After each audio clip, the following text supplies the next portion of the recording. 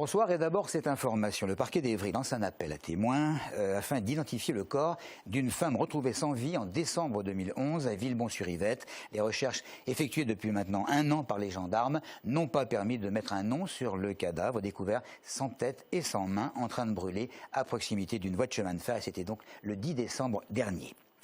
À présent, cet ultimatum lancé par le Secours catholique au maire de Ris-Orangis. Vous avez 1 semaine pour régler le problème, dit en quelque sorte l'association à l'élu. Sinon, le tribunal administratif sera saisi. Alors de quoi s'agit-il? Eh bien de la scolarité d'enfants roms résidant dans des camps de la commune et qui ne peuvent être scolarisés. La position du maire, elle est simple, pas de véritable adresse, donc pas de scolarisation. Situation complexe, d'autant que du côté de l'inspection académique, on semble considérer que les enfants ont leur place entière à l'école. Stéphane Rafali, le maire de Ris-Orangis. Si j'admettais la scolarisation d'enfants qui vivent dans des bidonvilles, ça veut dire que j'accepterais cet habitat indigne, totalement indigne, qui sont les bidonvilles qui nous rappellent ceux de Nanterre dans les années 60. Les 2 enfants dont on parle, ce sont des enfants qui sont domiciliés déjà aux Ulysses et qui devraient être scolarisés sur la commune de leur domicile. Selon la préfecture, la ville de Ris-Orangis compterait 7 camps de Roms sur les 27 du département. Entreprendre quand on est issu d'un quartier dit sensible, c'est possible. Ce matin, à la Chambre de commerce et d'industrie de l'Essonne se tenait la convention Réussir en banlieue, la 5e du genre. L'objectif, mettre en relation des porteurs de projets, de création d'entreprises bien sûr, avec des financeurs potentiels. Maxime Lemaine a rencontré un duo de jeunes entrepreneurs très motivés. Regardez. Ils s'appellent Stida Fokossi et Anthony Keddy. Originaires d'Évry et de Viry-Châtillon, ces 2 amis d'enfance viennent défendre aujourd'hui un concept inspiré de l'urban foot, le garden basketball. Il s'agit de proposer une location à l'heure de terrains de basket pour des associations, des comités d'entreprise ou encore des particuliers. Les 2 entrepreneurs y croient dur comme fer, selon eux il n'y aurait pour l'instant aucune concurrence sur le marché. Et pas question de tomber dans les clichés, ce n'est pas parce qu'on a grandi en banlieue qu'on ne peut pas réussir. Je pense que l'information est essentielle et avec l'information on peut réussir. Dans notre entourage, être entrepreneur lorsqu'on habite dans une cité, c'est pas quelque chose de commun. Donc c'est juste cet accès à l'information pour moi qui est difficile en banlieue, mais je pense qu'il y a autant de talents en banlieue que dans les milieux ruraux ou même dans les villes un peu plus riches. Pendant 15 minutes, les 2 compères vont présenter à un jury de professionnels du financement leur projet. Avantage pour Steve et Anthony, leur profession. Commercial et superviseur en relations clients, ils sont donc habitués à s'exprimer en public. Mais un entretien comme celui-là, ça se prépare. Personnellement, j'ai pris quelques congés au travail pour me mettre à fond dessus. Avoir des conseils de la CCI, rencontrer mon associé, faire des réunions Skype, faire des simulations, s'enregistrer, voilà. L'entraînement semble avoir porté ses fruits, les 2 amis sortent plutôt confiants de leur entretien. Maintenant, il faut attendre les résultats, savoir si leur prestation a fait mouche et intéressé des investisseurs. Pour démarrer leur activité, il manque aujourd'hui à Steve et Anthony un peu plus de 285 000 €. Et sachez qu'en tout, ce sont 13 entreprises qui ont été présentées aujourd'hui à des financeurs potentiels. Une rencontre des villes et des quartiers populaires ouverte aux maires, élus parlementaires représentant des habitants. Ça s'est passé aujourd'hui à Grigny. En toile de fond, il y a une grande concertation pour refonder la politique de la ville.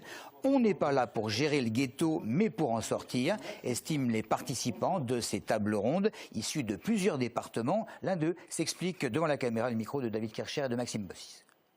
Il y a une immense attente avec la défaite de Nicolas Sarkozy et l'élection d'une nouvelle majorité, et que 6 mois, un peu plus de 6 mois après, aujourd'hui, les habitants ne voient pas de changement concret dans leur vie, et y compris les élus voient ou entendent des annonces qui vont se traduire par une diminution des moyens donnés à ces villes pour mener des politiques de proximité, notamment de services publics locaux.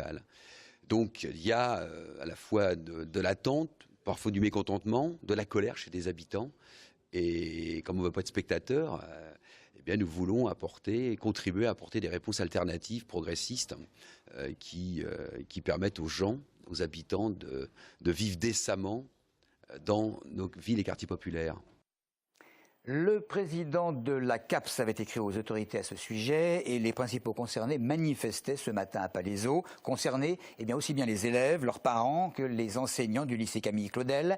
Ils protestent entre autres contre la fermeture de la filière mercatique dès la rentrée prochaine, alors qu'elle poursuivra son existence dans d'autres établissements tout proches. À la direction académique, on parle de rééquilibrage, mais côté syndicat des enseignants, on dénonce une hiérarchisation des établissements en fonction de leur spécialisation. Audrey Coll.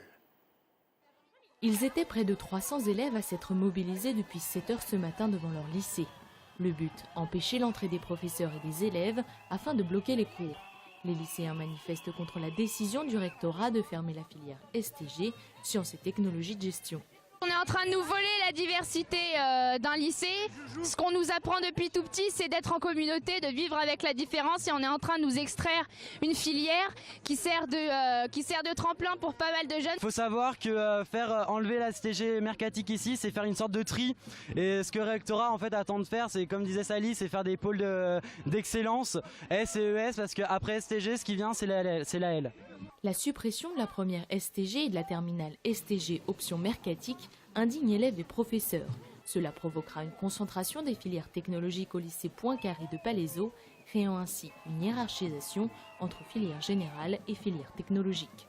C'est une filière d'excellence, c'est une filière de réussite. Pour certains d'entre eux qui n'auraient peut-être pas pu obtenir un bac, ils réussissent, ils prennent confiance en eux, nous les aidons et ils s'épanouissent pleinement dans le futur. Et nous ne comprenons absolument pas pourquoi le rectorat veut fermer cette filière. Tous ce matin réclamaient un maintien de la mixité dans les lycées. Le président de la CAPS, David Baudet, ainsi que la maire de la ville, Claire Robillard, ont tous deux adressé des lettres au recteur pour tenter d'empêcher ces fermetures. Le 50e anniversaire de la commémoration de la guerre d'Algérie et des combats contre le Maroc et la Tunisie, célébré ce matin à Évry. Les associations d'anciens combattants du département avaient fait le déplacement. Le préfet a relayé le message du ministre chargé des anciens combattants. On l'écoute. Nous avons un but qui est celui de la réconciliation franco-algérienne notamment. Franco-algérienne, c'est important pour l'avenir et on doit le faire sur des bases solides qui n'effacent rien de la mémoire et qui en même temps évitent un certain nombre d'écueils, dont celui de réclamer la repentance de l'autre notamment. De 52 à 62, ce sont pas moins de 136 combattants estoniens qui ont trouvé la mort durant ce qu'on a qualifié pendant de nombreuses années de simples événements. On va passer au péage, au relèvement du prix des péages l'an prochain. Les tarifs auront donc augmenté de 11% en 5 ans. Dès le 1er février, le péage coûtera de 1,18 à 2,24% de plus. Bref, de confortables bénéfices pour les exploitants.